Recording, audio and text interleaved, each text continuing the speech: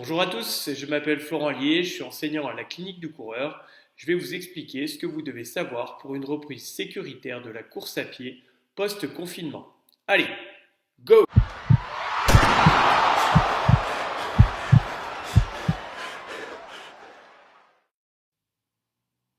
L'outil indispensable est la quantification du stress mécanique.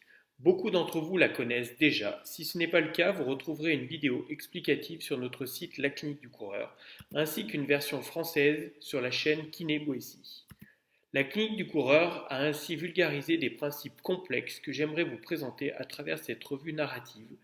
Comment le tendon s'adapte. Les auteurs Jill Cook et Sean Docking sont deux sommités dans le domaine de la tendinopathie. Il faut partir du postulat que le tendon s'adapte dans la mesure où le stress appliqué n'est pas plus grand que sa capacité d'adaptation. L'adaptation étant la manière dont un organisme, un système d'organes ou un tissu modifie sa structure ou sa fonction pour s'adapter au mieux à son environnement. Deux grandes catégories se distinguent. L'adaptation de la personne, représentée par la capacité d'un certain nombre de tissus et de systèmes au sein de la chaîne cinétique à tolérer l'activité sportive. Autrement dit, la capacité de charge d'effectuer des mouvements fonctionnels sans exacerber ou causer des blessures. Et l'adaptation des tissus, représentée par la capacité de changement de la structure tissulaire, autrement dit, représentée par sa capacité athlétique. Rappelons que le tendon n'est pas une structure inerte, qu'il réagit aux stimuli mécaniques de traction, compression, cisaillement, tout comme l'os, le muscle et le cartilage, selon les principes de la mécanobiologie qui impliquent qu'un stimuli mécanique entraîne une réponse métabolique du tissu. Pour illustrer ces propos, prenons le concept du point mécanostatique, représenté par ce schéma. En abscisse, la charge mécanique. En ordonnée, la réponse tissulaire. Avec une zone représentant l'homéostasie tissulaire, une zone représentant une réponse inadaptée entraînée par une charge trop importante, et inversement une zone représentant une réponse inadaptée, mais en lien cette fois avec une charge insuffisante. Différents niveaux de charge sont ici représentés.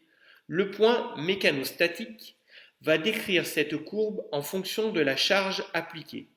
Si la charge est appliquée trop fortement, l'homéostasie va être rompue. La réponse tissulaire va être inadaptée par sursollicitation.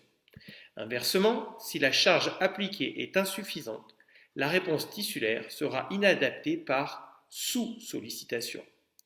Le point de mécanostatique se déplacera vers la droite si le tissu est exposé à un stress régulier, créant de l'adaptation tissulaire, augmentant ainsi la capacité du tendon. Inversement, le point se déplacera à gauche si la charge appliquée est insuffisante, entraînant une mésadaptation tissulaire et ainsi abaissant sa capacité. Nous venons de confirmer que le tendon s'adapte dans la mesure où le stress appliqué n'est pas plus grand que sa capacité d'adaptation. Ce principe peut s'appliquer plus globalement à l'ensemble du corps. Quelques notions supplémentaires sur le tendon. Au niveau de la taille, l'augmentation de la section du tendon reste limitée après la puberté. La capacité maximale du tendon se jouerait à la puberté. La taille du tendon n'est pas corrélée à la blessure. Les études ont également montré que le tendon se chargerait en eau en réponse à une sollicitation élevée afin d'augmenter sa section et ainsi mieux répartir la contrainte par unité de surface. Le tendon se normaliserait en quelques jours, mais cette réaction pourrait altérer le tissu si elle est maintenue sur le long terme. Au niveau de la capacité élastique, faut-il des tendons raides ou souples? Il existerait une relation en U qui impliquerait qu'un tendon trop souple augmenterait le risque de blessure et un tendon trop raide augmenterait également le risque de blessure. Mais les études montreraient qu'un tendon plus raide a une plus grande capacité à transmettre les forces nécessaires recherchées par exemple chez le sprinter et qu'un tendon plus souple a une plus grande capacité d'allongement et de stockage d'énergie comme rechercherait le coureur d'endurance. Attention, ce raisonnement reste théorique et nécessiterait d'être validé. Mais il est impératif que le tendon soit adapté spécifiquement à l'activité. Au niveau du flux sanguin, ce dernier ne serait pas associé à la pathologie. L'augmentation du flux sanguin est une réaction naturelle du tendon à l'exercice et se normalisera après l'exercice. Comprendre l'adaptation du tendon permet de mieux comprendre l'adaptation de l'individu, mais ne l'explique pas à lui seul. Il est important de s'attarder sur l'adaptation de l'individu. En effet, le tendon associé à la musculature, au système nerveux et au tissu conjonctif y contribue également. Le système neuromusculaire a un rôle majeur de par son métabolisme plus actif. Il pourrait contribuer davantage à l'adaptation à court terme et les modifications tissulaires auraient une plus grande contribution à long terme. Votre pratique a changé pendant cette période de confinement. La reprise va entraîner à nouveau des changements et ainsi vous exposer aux blessures de sursollicitation.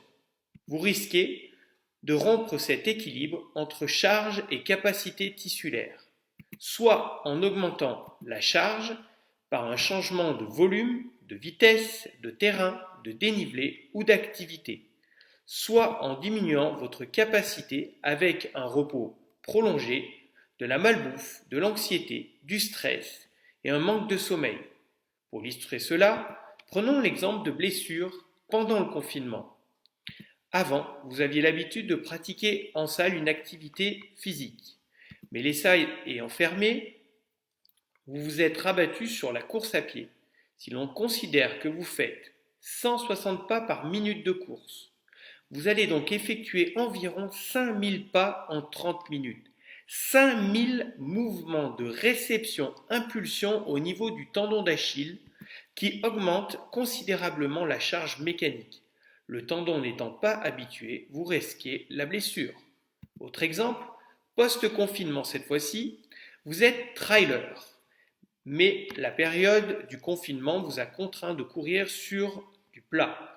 La pelle de la montagne est trop forte, vous reprenez rapidement les sorties avec dénivelé, vous allez lors de la descente augmenter la force d'impact et ainsi la charge mécanique sur vos genoux. Vos genoux se sont désadaptés à cette contrainte et vous la réintégrez trop rapidement, vous êtes à risque de déclencher un syndrome fémoro-patellaire par exemple. Afin d'optimiser cette reprise et de prévenir votre risque de blessure, retrouvez sur le site des fiches outils qui vous guideront dans cette reprise. Règles de progression, programme de course, tout y est. Rapprochez-vous également d'un entraîneur ou d'un professionnel de santé spécialisé dans la course à pied.